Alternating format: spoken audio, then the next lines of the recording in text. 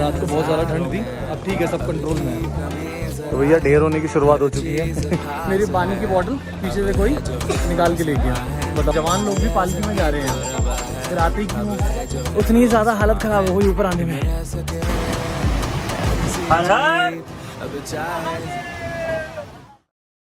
हर हर महादेव दोस्तों, आज है 6 अक्टूबर और आज हम जा रहे हैं केदारनाथ। वैसे जब हम प्लान कर रहे थे तब उस प्लान में 8-10 लोग थे, बट धीरे धीरे लोग कम होते गए और फाइनली हम 4 लोगों का ही बुलावा आया। इस बार हमने अपना ट्रैवल प्लान एक टूर एंड ट्रैवल कंपनी के थ्रू बुक किया, जिसका नेम है ट्विस्ट एंड टूर।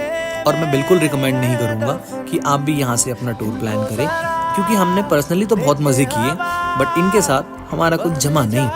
हम घर से निकले और पहुंचे अक्षरधाम मेट्रो स्टेशन के पास, जहां से हमें हमारी बस मिलने वाली थी। ये इंट्रो के उसमें डाल देंगे। सब जा रहे हैं, मैं नहीं जा रहा, सब जाएंगे। तो फाइनली हम लोग अक्षरधाम पहुंच चुके हैं, सारे मिल चुके हैं यहाँ पर। भाई लोग आए हमको छोड़ने के लिए और अब हमारी बस आएगी यहाँ पर, और एक हमारे साथ हमारा कैप्टन चलेगा और फिर हम यहाँ से सीधे निकलेंगे सोनप्रयाग की तरफ। जय श्री राम। भाई बस वाला नहीं ये हमारे साहब। और बस में बैठने से पहले ट्रैवल कंपनी वालों ने कुछ ब्रीफिंग दी और समझाया कि क्या क्या कैसे कैसे रहेगा पूरा प्लान। तो अब हम शुरू करने जा रहे हैं अपनी केदारनाथ की यात्रा को। अब जा रहे हैं हम, ये हमारी बस पीछे, बाकी चारों दोस्त अंदर बैठे हुए हैं। सारे भाई लोग अपनी अपनी सीट पे हो गए हैं। बोले मेरी बड़ी कंप्लेन। बस में 2 घंटे ट्रैवल करने के बाद हम एक ढाबे पे रुके और वहाँ किया हमने डिनर। तो ऐसा है, 2 घंटे चलने के बाद अब हम पहुँचे शिवा ढाबा, हमारा पहला स्टॉप, और अब हम यहाँ करेंगे अपना डिनर और उसके बाद निकलेंगे आगे के लिए।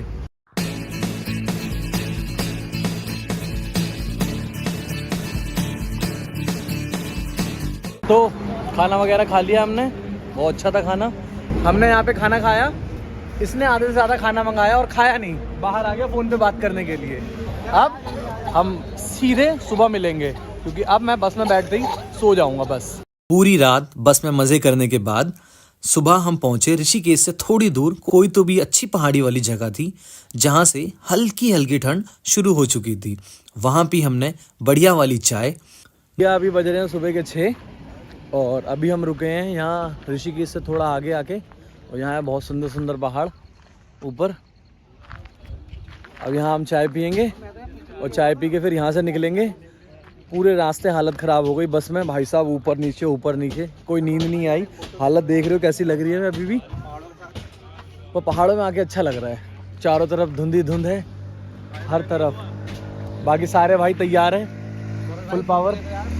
2-4 घंटे और ट्रैवल करने के बाद हम पहुंचे देवप्रयाग, जहां अलकनंदा और भागीरथी इन 2 नदियों का संगम हो रहा है।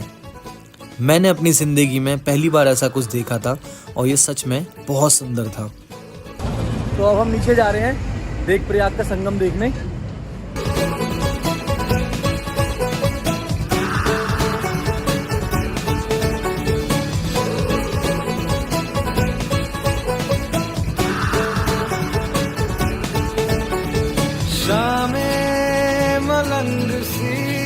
भाई साहब, अभी से फीलिंग जागरूक होते हुए मेरे अंदर बहुत ज़्यादा मज़ा आ रहा है।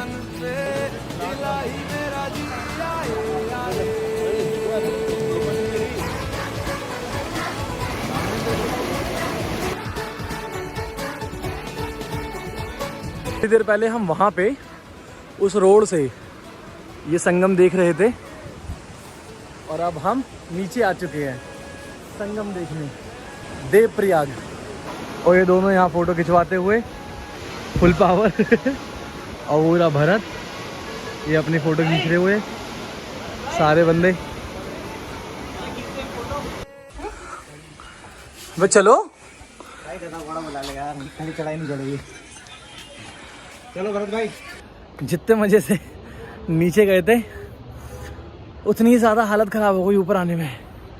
ये देखो, पसीने पसीने, और मज़ा आ गया भाई साहब। कैसा लगा भाई नीचे से ऊपर आके? पार्टी हो गई मॉर्निंग में। कैसा लगा भाई आपको? मज़ा आ गया एकदम। बॉडी कॉम्बो हो गया ना। कैसा लगा आपको नीचे से ऊपर आने में?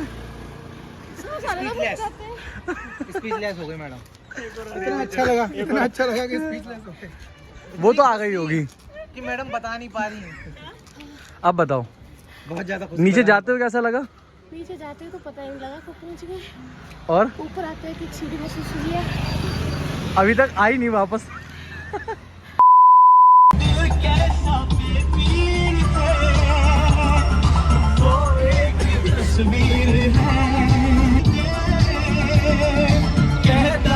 जंजीर है कोई कच्ची डोर नहीं है, मैं क्या करूं कोई कच्ची डोर नहीं है। ये हमारे कैप्टन उत्कर्ष।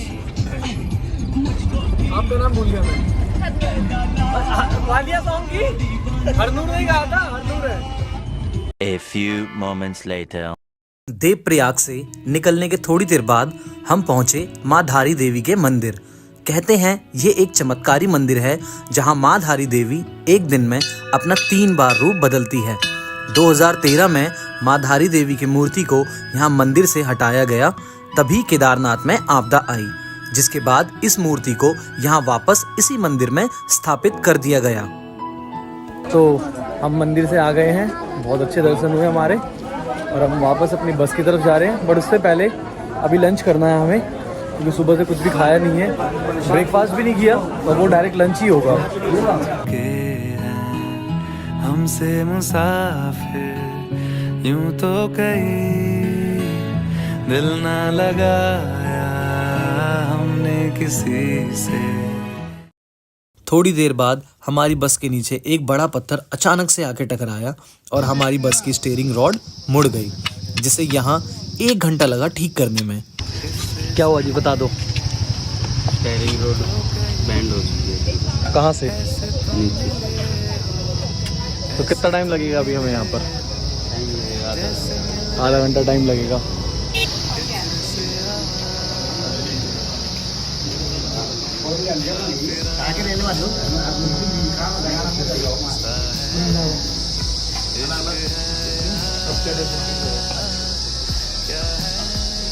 तो भैया ऐसा है, बस हो गई है ठीक और अब निकल रहे हैं। रोहित भाई बताओ क्या क्या प्रॉब्लम थी? प्रॉब्लम थी और अब ठीक हो गई है और अब हम जा रहे हैं। तैयार हो गई हमारी बस फुल पावर। चलो जी, बाय बाय। और फाइनली हम पहुंचे सोनप्रयाग। तो भैया फाइनली अब हम पहुंच गए हैं। अभी टाइम हो रहा है 4:30 बज रहे हैं और हम पहुंच गए हैं सोनप्रयाग के भी पार्किंग में, और अब पहुंच रहे हैं ऊपर अपने होटल की तरफ पहुंच रहे हैं, धीरे धीरे चढ़ाई करते हुए। इतने टाइम बाद अभी नींद पूरी हुई है हमारी, बड़ा मज़ा आ गया है। फाइनली अब होटल के अंदर जाके सोएंगी। इतनी देर से बस में सोए मेरी हड्डियाँ कड़कड़ कर रही हैं। बैग रख के इधर आ रहे हैं। अभी तो मैं पता नहीं कहाँ चाहूँगा। देखिए तुम, नीचे एक मस्त झरना जा रहा है बहता हुआ। सुबह ये लोग नहीं लेके जाएंगे, हमें कुछ जाना पड़ेगा। ये सिर्फ इंस्ट्रक्शन देंगे। ये जो लगा हुआ है मेरे गले में, वैसे कहते हैं बहुत आराम देता है, तो मैं कोई आराम नहीं दिया, उसमें दर्द और कर दिया गले में। पहुंच गए हम होटल। ऐसा नहीं लग रहा? जाओ, सो जाओ, उठो, चढ़ाई करो, सो जाओ, उठो, चढ़ाई करो, फिर आओ, सो जाओ। रूम की की मिल गई है, रूम नंबर है 15। कैसा लग रहा है की हाथ में लेकर? अब फाइनली रूम जा रहे हैं सोने के लिए। ऊपर कहाँ है? ये 7 ऊपर है। चलो थोड़ा व्यू अच्छा लगेगा।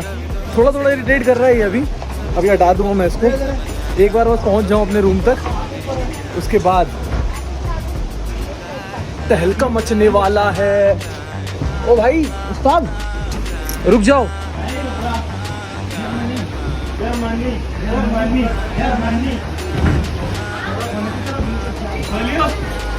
अनी जा चाबी दे। ओए 4 लोगों का बिस्तर, क्या बढ़िया बढ़िया भाई साहब।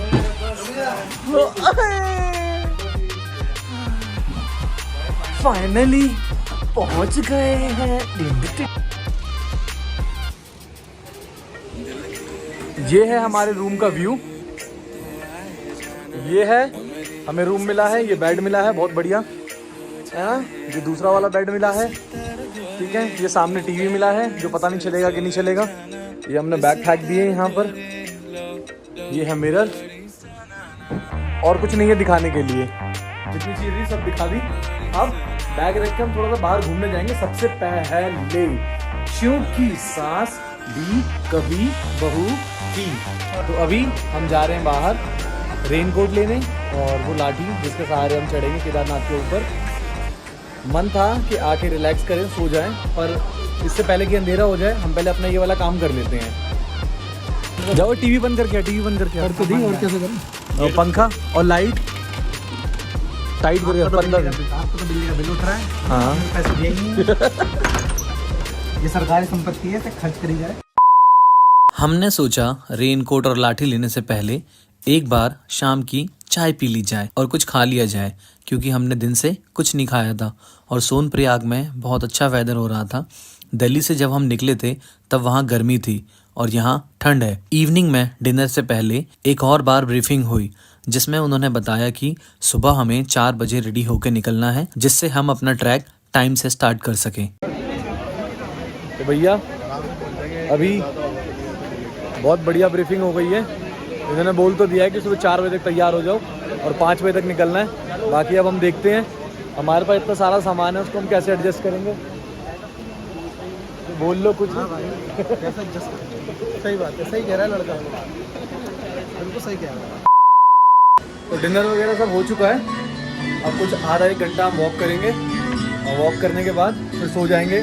सुबह उठना है 4 बजे और कल सुबह 5 बजे सोनप्रयाग से निकल के सीधे गौरीकुंड जाना है और गौरीकुंड से फिर सीधे केदारनाथ ट्रैक।